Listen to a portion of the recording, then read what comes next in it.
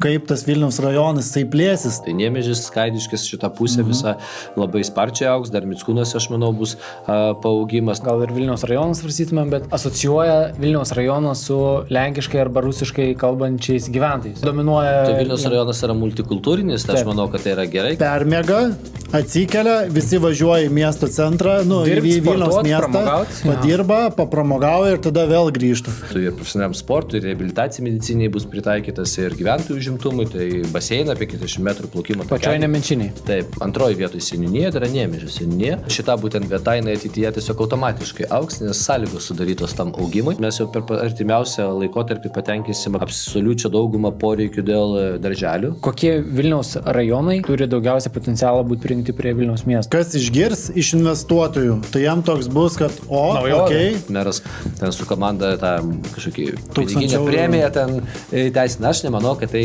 reikalingas dalykas. Man atrodo, kad geriau per tas paslaugas duoti.